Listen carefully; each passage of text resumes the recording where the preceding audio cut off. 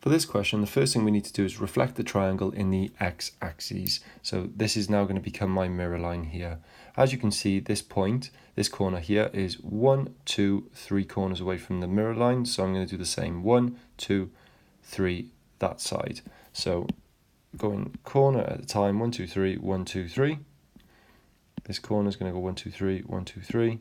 And then this corner is going to be 2 further again up here because it's 5 away from the line. So again, I'm going to draw this really badly using my pen. And then the second bit of the question asks us to translate the reflected triangle 5 squares left and 4 squares up.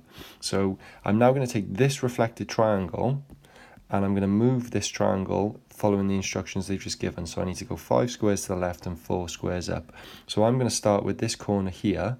And if I go 5 squares to the left, 1, 2, 3, 4, 5, and 4 squares up, 1, 2, 3, 4, I end up here. And I can draw the rest of the triangle off there using a bit of logic. I know that this corner is actually just 2 below it, so it's going to be the same up here. And the last corner is 1, 2, 3, 4 across. So that's where mine would go. You would obviously use a ruler for this question, but I don't have that. Okay, so for the second part of the question then, we need to look at this second page. The circle shown below is rotated 90 degrees anti-clockwise about the origin. So just for your reference, the origin is always the center of the axis. But there's an extra bit of this question now. It says, what are the coordinates at the center of the circle at this new position? Circle the correct answer, and we got some options there.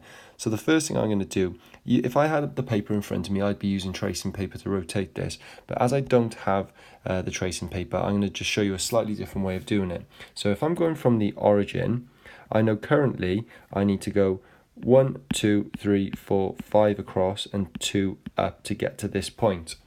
Now if this was rotating 90 degrees anti-clockwise, that means I'm going to basically imagine picking up this x-axis and turning it 90 degrees, so it would end up here.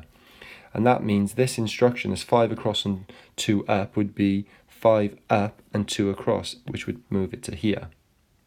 Same with the other corners. If I went 6 across and 3 up, I'd get to this point. So if I go 6 up and 3 across, I get here.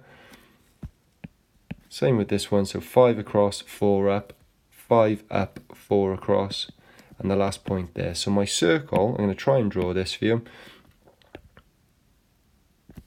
My circle moves here.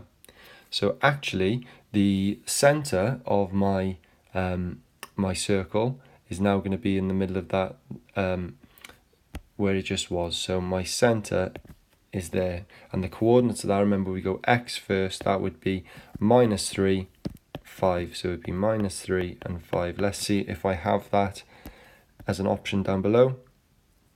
-3 and +5 is there.